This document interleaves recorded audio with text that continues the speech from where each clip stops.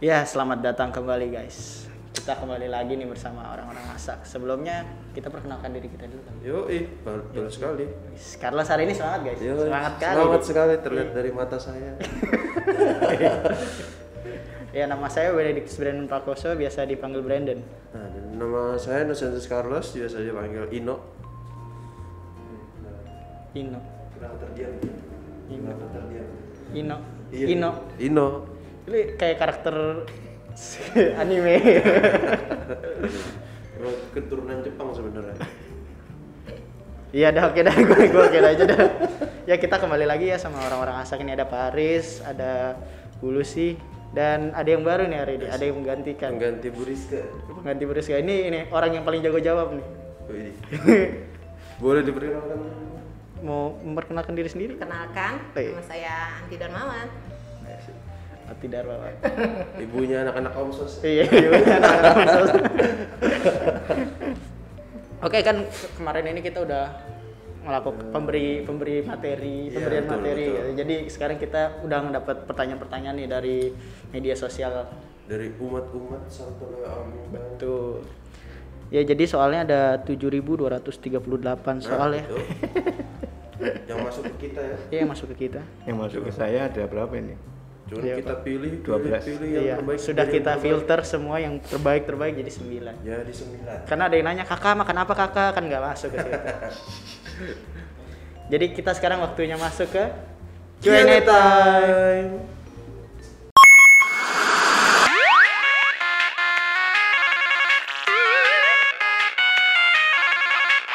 Oke. Kita udah cus ya, muncul. Biar kesal-kesal gitu. Guys. Biar silo ini, gue silo. Iya, betul. Ya. Oke deh, kita langsung mulai ke pertanyaan gimana? Pertanyaan dari umat. Silahkan, Los. Oh, oke. Lu kan umat kan? Iya. Tanya lah. Iya benar, nggak salah juga. Nomor 1, pertanyaan dari umat pertama. Ini agak simpel pertanyaan. Kenapa bantuan sekolah ini disebutnya ASAK? Yuk Pak Diaris, Saya jawab, Bu. Ya. silakan. Terima kasih kepada umat yang telah sudi untuk mendengarkan podcast kita ini, untuk mendengar mengenai ASAK di Paroki Jatiwaringin kita. Terima kasih atas pertanyaan dari umat, yaitu kenapa bantuan ini dinamakan ASAK. Itu ya, Mas? Iya, betul, Pak. Jadi sebetulnya ASAK itu juga boleh dibilang sekedar nama, tetapi ada artinya, yaitu singkatan dari Ayo Sekolah, Ayo Kuliah. Jadi konotasi dari nama ini sebetulnya mengajak untuk sekolah dan untuk kuliah. Kenapa dinamakan ASAK? Karena mula-mula pada waktu muncul kegiatan ini atau apa ya ini namanya ASAK ini, itu munculnya dari umat di Paroki Santo Thomas Rasul yang pernah kami sampaikan pada pertemuan kita yang lalu kan. Ya, betul. ASAK. Jadi dia namanya ASAK. ASAK itu ternyata berkembang dan semua juga pengen ngikuti. Akhirnya semua menjadi ASAK. Jadi ASAK ini sebetulnya nggak ada alasannya kenapa ASAK, karena munculnya memang dari sekedar singkatan gitu ya. Sekedar singkatan, sudah cukup memberikan dorongan atau pengetahuan, ayo sekolah, ayo sekolah. Berarti kuliah. ajakan, ayo Asas. ya. Jadi semacam ajakan sebetulnya, ajakan ayo sekolah, ayo kuliah. Ayo kuliah. Itulah kira-kira seperti itu. Jadi itu hanya sebuah singkatan ya guys, ASAK itu dari ayo sekolah, ayo kuliah. Iya. Ya. Ya betul. Sebuah ajakan. Betul. Apa yang memotivasi gereja dalam membentuk ASAK itu? Pertanyaan nomor 2 guys. Apa yang motivasi gereja untuk membentuk ASAK? Membentuk ASAK ini. ASAK. Ya kita ketahui sama-sama bahwa gereja ini kan ajarannya kan untuk hidup saling mengasihi. Terutama untuk anak-anak atau umat yang kurang mampu, atau dalam bahasa kita di gereja biasanya disebut umat yang termasuk KLMTD. Kecil, lemah, miskin, tersisih, dan difabel. Itulah sebetulnya inti dari ajaran gereja kita, untuk kita boleh berbagi pada umat-umat yang berkekurangan. Nah, ASAK ini adalah salah satu kegiatan yang memberikan sumbangan bagi atau mendukung bagi anak-anak yang kurang mampu tadi. Sehingga ya udah memang pas dengan apa yang diharapkan oleh gereja. Kita hidup saling mengasihi, terutama mereka yang miskin, kecil, lemah, dan tersingkir dan difabel. Itu kira-kira itu sebetulnya. Ada yang mau menambahkan? Ada yang menambahkan, silakan Bu. Bu Lucy. Kalau jadi, ada. Jadi kepedulian gereja terhadap anak-anak yang tidak mampu untuk melanjutkan sekolah, sebenarnya itu intinya. Jadi karena memang jika ada anak yang tidak mampu bersekolah, kemudian keluarga itu akan berlanjut seperti itu, biasanya tidak akan ada perkembangan secara finansial dalam keluarga tersebut. Maka memang alangkah baiknya kalau dalam hal ini gereja membantu anak-anak yang kurang mampu untuk bersekolah ini, sehingga mereka nanti bisa paling tidak lulus SMA, atau kalau mungkin bisa lulus kuliah, pasti keadaan keluarganya akan lebih baik daripada kalau dari awal mereka tidak bisa bersekolah dan kita biarkan saja. Mungkin seperti itu. Jadi kepedulian gereja terhadap anak-anak yang memang kurang mampu ini untuk meningkatkan taraf kehidupan mereka nantinya, gitu. Okay. Dan itu memang sudah tercantum dalam pola dasar KAJ. Sehingga ASAK ini memang bagian dari kegiatan yang melaksanakan pola dasar yang ditetapkan oleh KAJ itu sebetulnya. Berarti intinya itu loh, bentuk motivasinya itu kepedulian gitu. Iya. KLMTD, bisa ulangin gak lu? Ayo. KLMTD. Gak perhatikan dia. Ayo, ketahuan. K-nya itu tadi, K-nya lupa. M-nya kan miskin. Oke. L-nya lemah. Iya kan ya? Yes. T-nya tersingkir tuh ya. Tersisih. Ya, tersinggir boleh. D-nya difabel. M-nya apa tadi? K-nya Kecil. Kecil. Deh. Lumayan lah ya. Lumayan lah ya. Mulai mendengar lah. Gue harus tebak-tebakin Carlos. Oke, langsung masuk ke pertanyaan umat yang ketiga ya. Nih, mungkin ini keresahan dirinya ya untuk pertanyaan nomor 3 nih. Bagaimana jika kondisi keluarga yang dulunya mampu kemudian mengalami perubahan keadaan dalam hal ekonomi? Apakah ASAK bisa tetap berlaku bagi keluarga tersebut jika memungkinkan? Saya coba jawab ya.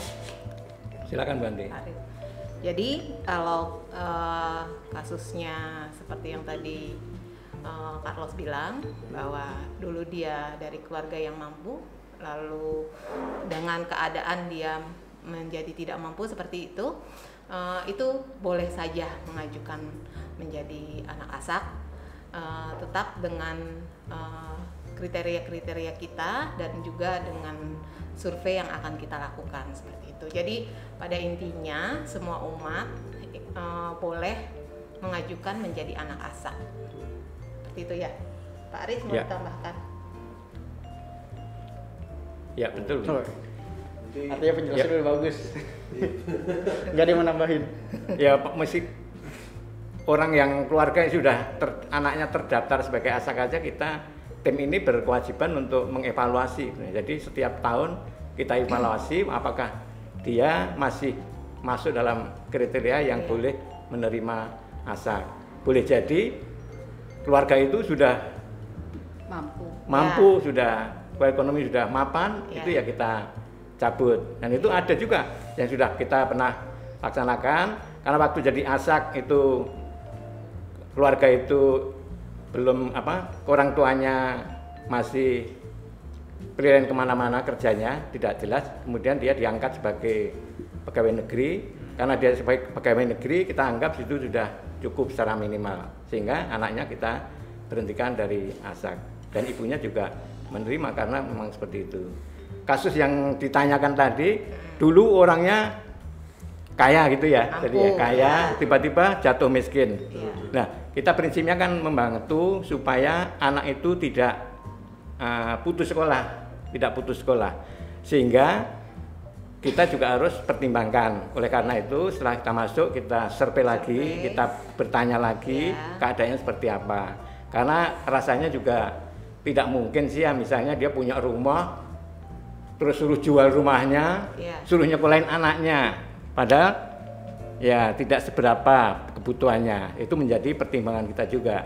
Dan juga misalnya dari yang kiri kanan, dia juga sudah sering mendapat bantuan dari PSE mengenai sembako atau bantuan-bantuan yang lain. Oh, berarti dia memang termasuk tergolong kriteria yang perlu dibantu. Mungkin seperti itu. Jadi tidak mutlak atunya itu. Standar-standar itu tidak mutlak, tapi sebagai acuan ya, mungkin sebagai acuan supaya kita menentukannya tidak lepas dari sasaran yang ditetapkan, mungkin ya, mungkin begitu mungkin.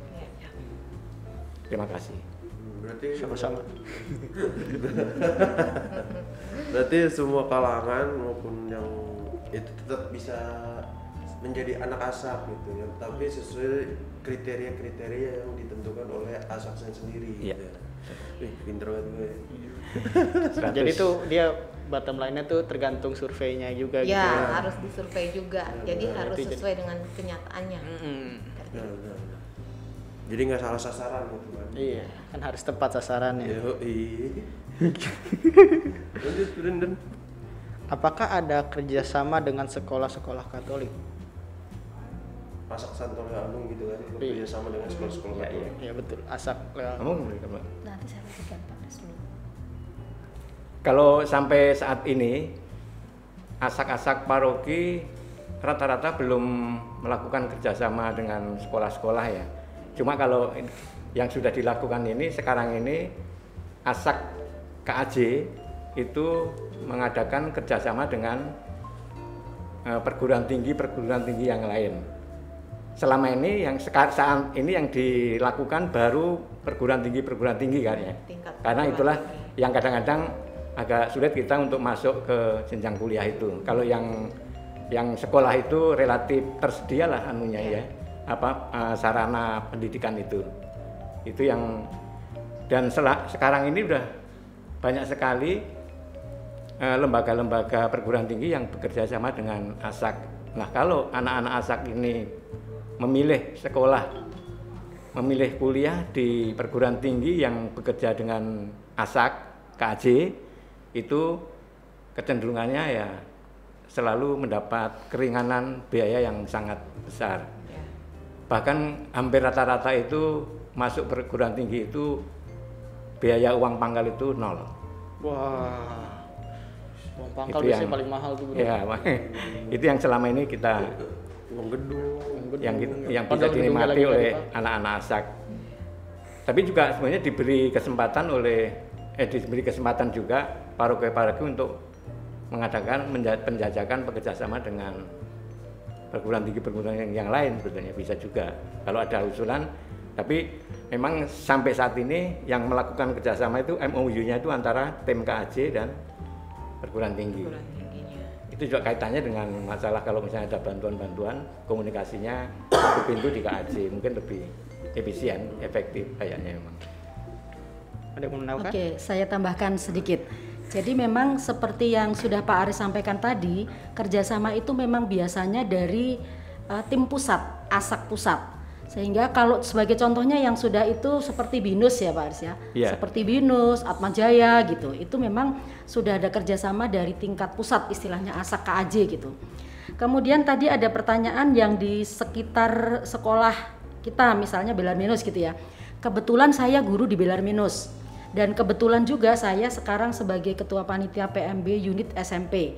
Sehingga kemarin memang kemudian ini baru dimulai bahwa semua anak ASAK yang akan mendaftarkan ke sekolah Bellarminus itu akan mendapatkan potongan untuk uang pangkal dan uang sekolah sebesar 50%. Itu baru dimulai tahun ini. Sehingga apakah itu nanti apakah ASAK Leo Agung mau membuat kerjasama untuk supaya bukan hanya tahun ini gitu ya, tapi bisa selamanya, memungkinkan. Jadi dalam hal ini saya memang ibaratnya orang ASAK, tapi kebetulan saya juga orang Bellarminus sehingga saya bisa sampaikan ini. Jadi nanti mungkin kalau dibilang kerjasama mungkin belum, karena kalau kerjasama kan kita harus ada MOU-nya ya supaya bisa jelas gitu. Nah sekarang memang dari pihak Bellarminus sendiri itu yang membuka kesempatan, dan artinya ini bukan hanya untuk ASAK-ASAK dari Santo Leo Agung saja. Misalnya ASAK dari Paroki Kalvari, karena kan tidak jauh. Artinya dari Paroki Kalvari juga ada beberapa anak yang memang sekolah di Bellarminus. Nah nanti kalau anak-anak ASAK dari lingkungan sekitar Leo Agung ada yang mau sekolah ke Bellarminus, akan tetap diberikan potongan yang sama, bukan hanya Leo Agung saja. Ya, jadi sifatnya bukan kerjasama dengan paroki, tetapi kami yang mulai berinisiatif untuk memberikan peluang kepada setiap anak ASAK yang mau melanjutkan ke jenjang SD, SMP, SMA. Ya, itu akan mendapatkan potongan uang pangkal sebesar 50% dan uang sekolah juga 50% gitu. Oke. Jadi sejauh ini bantuannya either dari perguruan tinggi ya. Betul. Yang dimana uang pangkal kalian bisa 0 guys. Itu. Kacau bro. Atau dari Bellarminus ya, betul ya? Yang mulai tahun ini, yang kalian yang masuk tahun ini dapat, yang anak-anak ASAK dapat potongan 50%. 50%. Setengah bro. Lumayan juga. Lumayan. Nah, oke, kita lanjut ke pertanyaan nomor 5 aja kali. Iya. Pertanyaan kelima. Nah, ini ada yang nanya, boleh tanya, anak-anak ASAK pada sekolah di mana saja ya? Atau mungkin pertanyaannya dia seperti ini kali ya. Nggak apa-apa. Apakah anak ASAK ini sekolahnya udah ditentuin mungkin kan? Oh iya. Misalkan dia bebas memilih sekolah mana aja atau gimana? Ya saya coba jawab ya. Kalau tadi pertanyaannya Pak Carlos bilang boleh tanya, boleh banget gitu kan. Masa nggak kan? boleh? Karena kan ini Q&A ya kan, Iya. jadi memang boleh, Masa? harus tanya malahan ya kan. Iya. Di mana aja sih anak-anak ASAK itu sekolah? Nggak ada ketentuannya sih kalau untuk anak-anak ASAK tuh harus sekolah di mana gitu. Itu bebas, mau di mana saja boleh bersekolah, mau di negeri ataupun swasta gitu. Tapi untuk anak-anak ASAK yang sudah ada saat ini itu sekolah negeri dan sekolah swastanya sudah ada datanya juga di kita gitu ya Bu Lucy ya? Ya. Jadi mungkin saya bisa tambahkan ya, Ya, Mbak Lia. tambahin Jadi gitu sebenarnya bukan utamanya mau anak ASAK karena saya mau ke sana gitu, bukan. Tapi mereka sudah sekolah di mana baru minta bantuan. Jadi kalau misalnya belum sekolah ya memang tidak bisa minta bantuan gitu ya. Jadi tidak ada yang mengikat, hanya mungkin kalau yang kuliah itu disarankan untuk yang punya kerjasama supaya ada potongan tadi. Kalau belum ada kerjasama kan nanti ya biasa saja. Tapi prinsipnya nggak masalah, boleh saja gitu. Tapi kan kalau misalnya kayak misalnya orang yang dari SMP ke SMA gitu, misalnya dia dari SMP-nya di swasta terus dia mau pindah negeri gitu misalnya.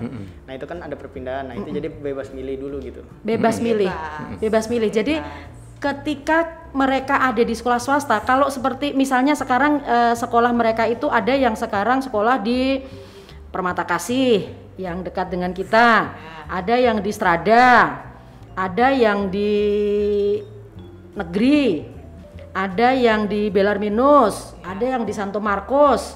Itu jadi memang cukup bervariasi. Yang pasti bahwa bantuan yang kita berikan itu kalau anak negeri dengan swasta memang berbeda. betul. Ya, seperti yang di minggu kemarin saya sempat sampaikan bahwa kalau negeri misalnya SD negeri cuma 100.000. Betul. Tapi kalau SD swasta 150.000.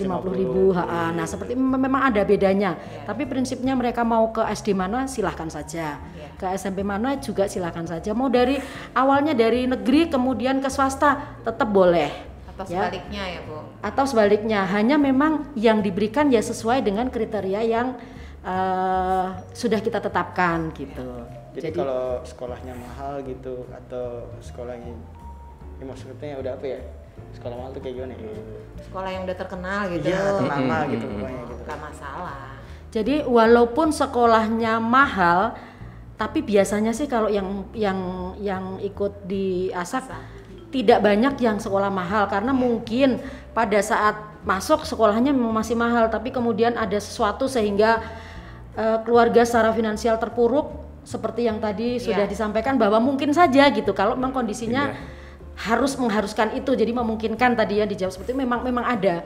Jadi awalnya memang cukup bagus sehingga sekolahnya juga sekolah bagus, tapi ternyata dengan keadaan termasuk dengan virus COVID dengan pandemi sekarang ini terdampak itu ya memang akhirnya bisa dibantu gitu ya.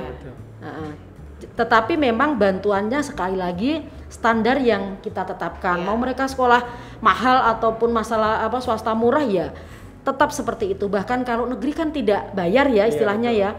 Itu pun kan istilahnya kita dapat transport gitu ya. Istilahnya transport bukan SPP gitu. Jadi tidak tergantung sekolah mahal atau sekolah murahnya gitu. Jadi gitu guys. Ya sebetulnya ini Pak, cuma kalau boleh tambahkan juga, kalau ASAK sendiri sebetulnya memang mengendaki anak-anak ASAK itu bisa bersekolah di sekolah yang bagus, gitu ya, katakan bagus, katakan gitu ya, ternama. Tapi kita juga nggak bisa mendesak, karena apa? Karena kalau biayanya besar, kita juga belum kuat. Kita bantunya cuma segitu, tapi prinsipnya supaya anak itu bisa sekolah lancar, jangan sampai seperti apa yang ditetapkan oleh KAJ itu kita harus membebaskan anak itu harus lulus SMA paling enggak.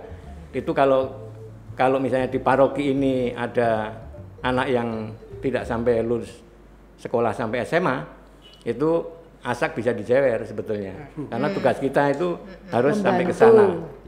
Mau nggak mau itu harus seperti itu. Nah, masalah sekolahnya ya tentu sesuai dengan kemampuan kita, tapi kita harapannya itu anak-anak bisa sekolah di sekolah yang favorit, yang bagus sebetulnya gitu. Kalau tadi ditanyakan anak-anak sekolah di mana sih, mungkin dalam kesempatan ini baik juga kita sampaikan supaya umat juga tahu gitu ya. Selama ini kan udah jelas anak ada yang SD, SMP, SMA, dan yang penting ini tahun 2020, 2021, tahun kemarin lah ya katakan ya, itu anak kuliahnya ada 6.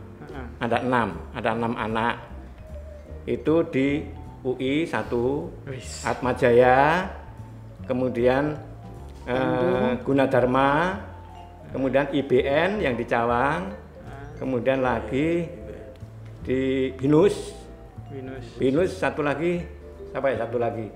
Di Bandung Pak. Ya ini ada di Unpad. Pejajaran ada.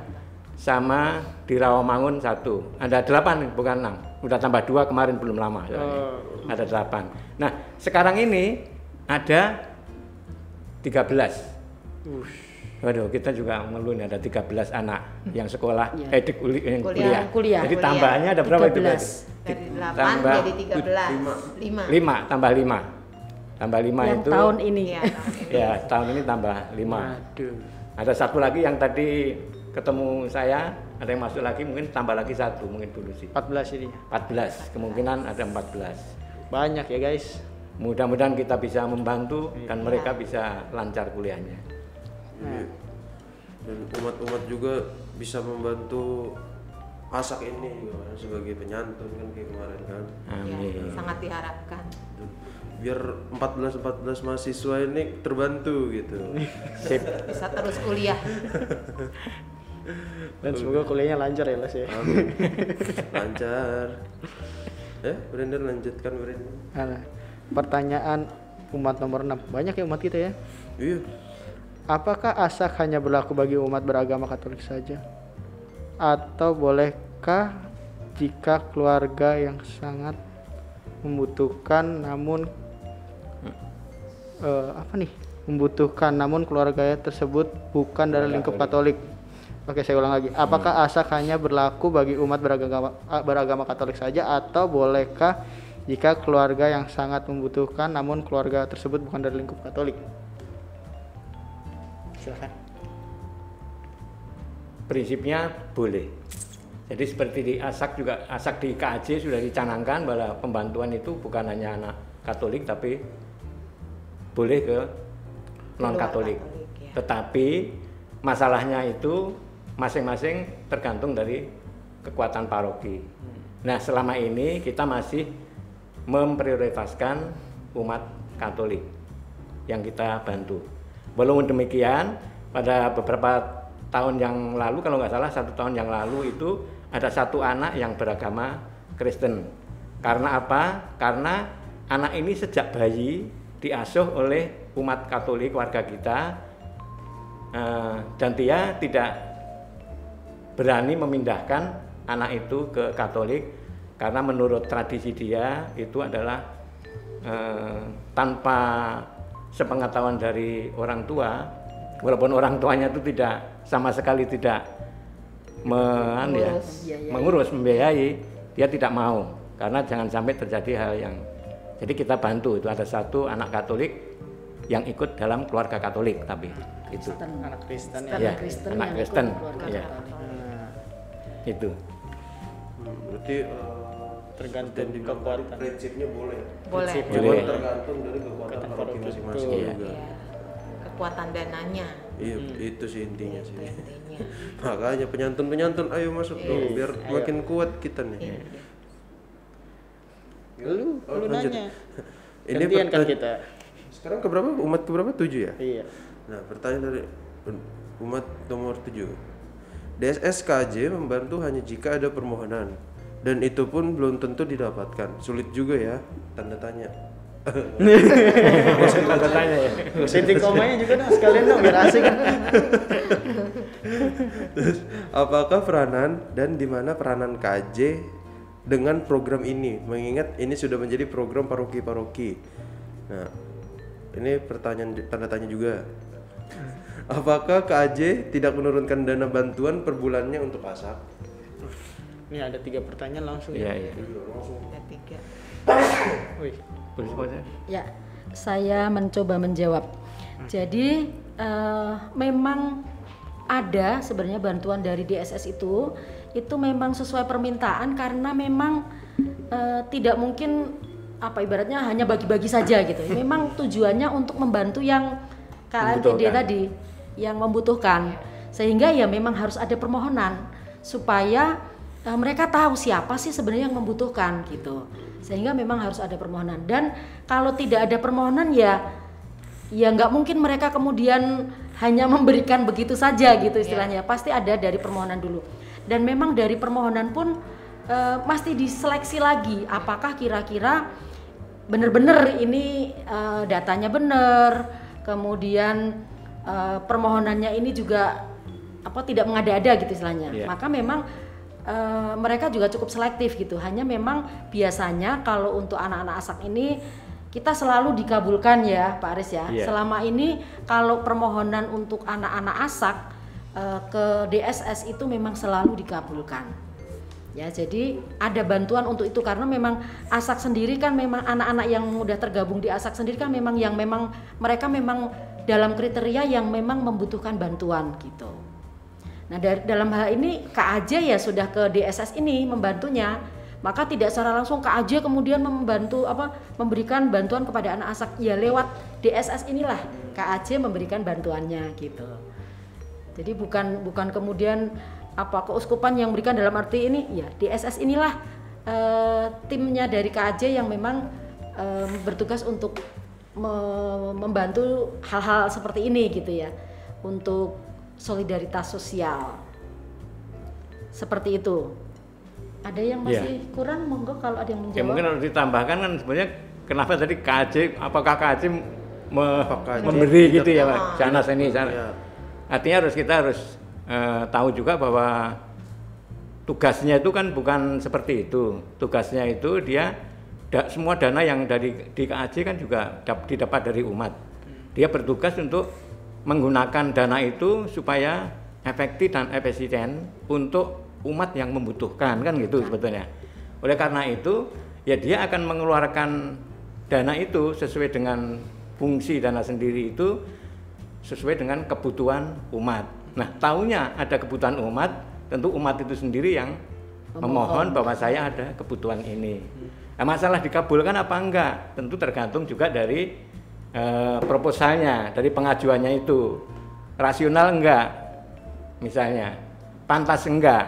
Kalau misalnya orang bisa katakan sekarang kuliah biayanya 10 rupiah misalnya, tapi dia cuma Rp1 aja nggak punya, ya nanti kan berat juga. Jangan-jangan dibantu sekali, nanti yang kedua nggak bisa, jadi bisa jadi nggak efektif. Tapi pada dasarnya KAJ akan membantu sesuai dengan kemampuan keuangan KAJ juga berdasarkan kebutuhan yang dibutuhkan oleh umat yang membutuhkan atau yang memohon tadi. Itu prinsipnya itu.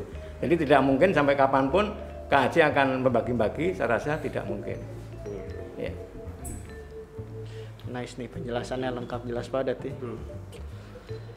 Lu mau merangkum dulu semua? Dari pertanyaan nomor 1. Udah cukup jelas sih tadi. Dari pertanyaan nomor 1 lo rangkum semua mau? Silakan. Banyak dong dari KL sampai tadi lagi. Udah lupa gua jamin. Masih inget gak? Inget dong. Oh, masih inget, oke. Pertanyaan dari umat nomor 8 nih. Untuk lolos permohonan diadakan survei. Sejauh ini kriteria apa saja yang diperlukan sehingga permohonan bantuan dapat disetujui? Tanda tanya. Contoh misal gaji. Ikutin gua. Soalnya tadi lu lucu jadi gue ulangin. Contoh misal gaji orang tua dan ukuran minimal atau gimana? tuh. Ya, saya coba jawab ya. Iya. Kalau di ASAK ini saya bagian horenya yaitu bagian survei. Ya. Jadi untuk di ASAK ini tadi diadakan survei, kriterianya apa saja gitu ya. Jadi kriterianya itu kalau kita survei itu kan langsung melihat keadaan yang kita mau bantu itu ya kan. Jadi kalau kita datangi yang mengajukan permohonan itu, bantuan itu, kita datang ke tempatnya, itu secara langsung kita sudah tahu apakah keluarga ini kita perlu bantu atau tidak, seperti itu. Nah, di dalam survei ini juga kita tidak hanya dari mereka yang mengisi data saja kan, tapi kita datang itu kita tanya jawab seperti itu. Kenapa sih keluarga ini kok mengajukan permohonan gitu. Jadi kita tanya misalnya pekerjaannya apa, bapak atau ibu gitu kan. Terus anaknya berapa gitu kan. Terus dari kehidupan mereka juga sehari-hari bagaimana, seperti itu. Dari situ secara kasat mata kita sebenarnya sudah bisa melihat gitu loh, bahwa memang keluarga ini layak untuk kita bantu atau tidak, seperti itu. Karena ada juga yang kalau hanya pengajuan terus kita tidak survei, hanya mengisi data, pernah juga ada ya Bu ya,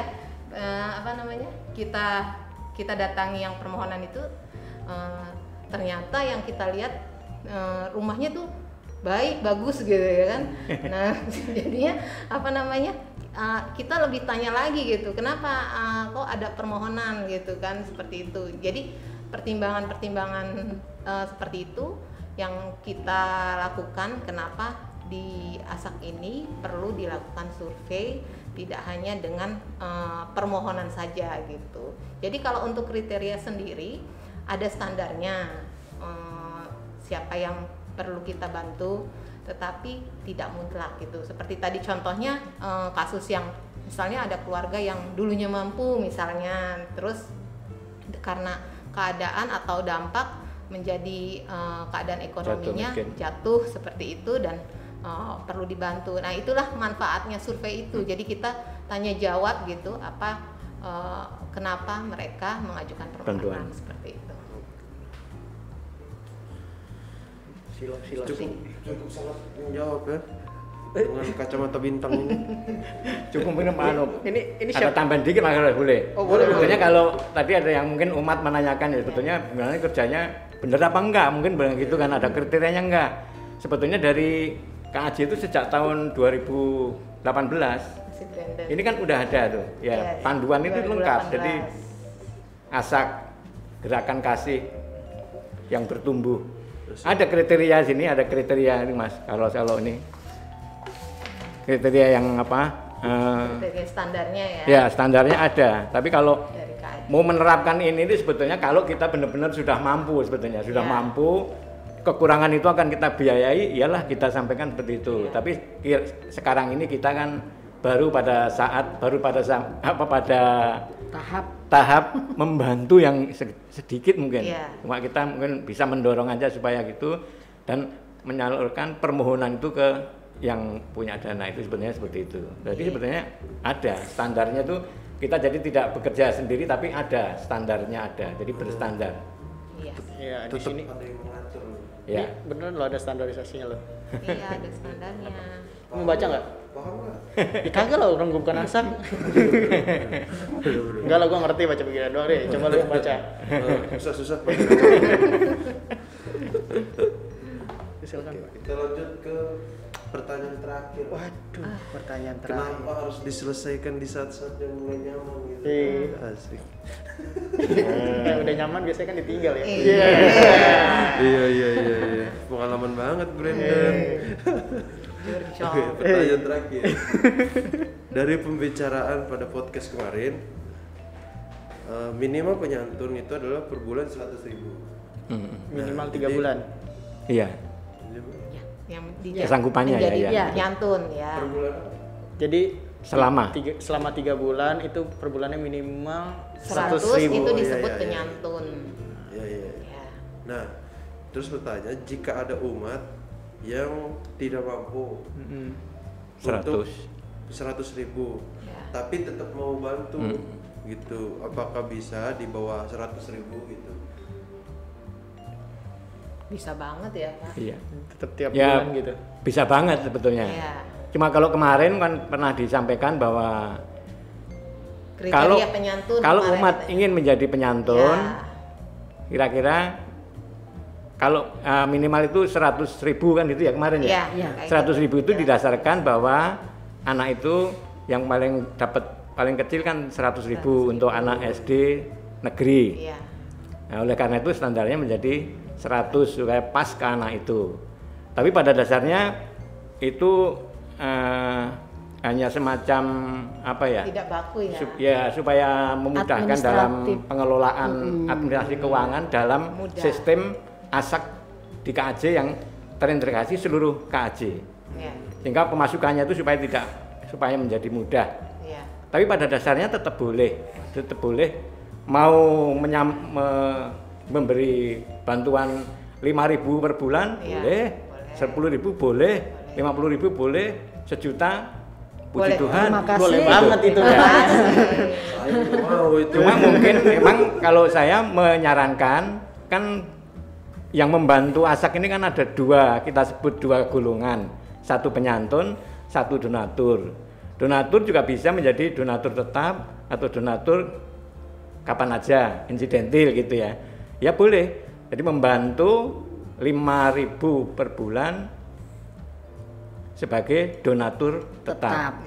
Kalau dia sudah menyatakan sebagai donatur tetap pada suatu ketika yang bersangkutan umat itu belum setor, nah kita berani dong kita nagih, Bu, bulan ini belum sampai bulan ini. Tapi kalau dia tidak menyatakan sebagai tetap, ya kita kan cuma bantu lagi enggak, Bu, ya gitu aja kan, mungkin itu aja. Jadi masalah teknis saja sebetulnya. Tapi pada prinsipnya ASAK ini menerima segala bantuan berapapun juga, kapanpun juga. Mau rutin boleh, mau sedikit boleh, mau suka. Nah kalau ini malah kalau sekarang kan banyak ya orang misalnya ulang tahun, apa syukuran apa gitulah. Nah, kalau dulu mungkin keluarga syukuran, kita kasih ke yatim piatu sana. Iya. Panti asuhan. Nah, sekarang Asuhan. ganti aja kalau boleh. Kalau Ulang kita tahun. syukuran, kita kasih ke ASAK Asak. 50 juta, misalnya Iya. gitu kan. Carlos Ini, tuh nanti. ini kemarin juga udah beberapa ini, jadi udah banyak keluarga yang memberikan ungkapan syukur itu ke ASAK. ASAK. Udah beberapa dan udah banyak keluarga. Dan ada juga yang bukan penyantun tapi donatur tadi. Itu ada Ya. sampai saat ini, yang setiap bulan dia transfer ke ASAK, bukan sebagai penyantun tapi sebagai donatur. Istilahnya gitu. Walaupun tidak tetap, dia kayak tetap gitu. Tiap bulan ada. Jadi ya puji Tuhan. Setiap memang ada momen apa selalu Ya. diberikan ingat ASAK gitulah istilahnya. waktu itu anaknya ulang tahun. Ya. Transfer juga Pak Aris, saya transfer ke ASAK. Puji Tuhan Bu, Puji Tuhan. berkah dalam. Mau bilang gitu aja. Iya. Keren ya, syukuran ngasih ke ASAK. Iya. Ya. Lu kapan ulang tahun? Udah kemarin. Oh udah ya, lewat udah terlambat gitu. Masih ada banyak waktu. Oh, ya, tahun depan Masih ada kali ya, banyak tahun waktu. depan. Apa? Jadi Kemarin tuh ada quotes bagus nih yang buat kayak gini. Iya. Memberi orang yang mempunyai, kalau memberi itu biasa, tapi kalau memberi dari ketiga punya. kekurangan. Ya, dari putus kekurangan kemarin itu dia, luar biasa. Luar Luar biasa. biasa. Ya, itu kayaknya buat yang ini nih, soal yang ini nih. Kalau yang kecil itu tadi kata kayak Bunda Teresa juga boleh. Iya. Kalau tidak membeli, tidak bisa memberi 100, ya berilah satu. Satu, Itu iya, cukup betul. luar biasa bagi yang diberi. Betul. betul. Yang penting ikhlas dan niat. Ah, Sip, niat sama ikhlas, betul loh. pinter juga Hebat lu, Los. Pak Carlos. Cocok lu jadi ASAK. Pak Carlos cocok juga. Carlos 21. Calon ketua ASAK kayaknya. Aduh. Iya, ini mau ada pergantian. Donatur dengan dulu, ketua donatur ASAK. Oh, dulu. donatur. Ayo lo, Kalau sudah kalau ditembak donatur kan lo. insidental. Kapan punya rezeki? Oh ya, saya ingat ASAK. Nah, Udah diliatin lagi tuh kan.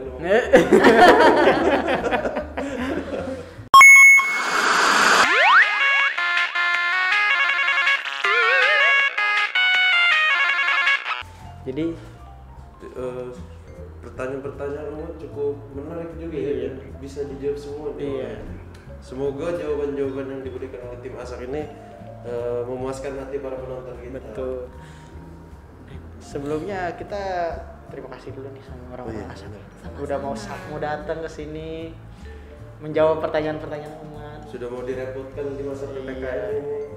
Betul. Nah, kita closing dulu. Setelah kita biasa bilang terima kasih, kita ngapain, Mas? Gimana? Ayo. Lupa kan? Oke, sebelumnya saya ucapin terima kasih lagi udah mau datang, udah mau ini, dan buat umat-umat terima kasih udah menonton kita, dan jangan lupa subscribe, like, And share. share. Yes. Dadah guys, see you next season.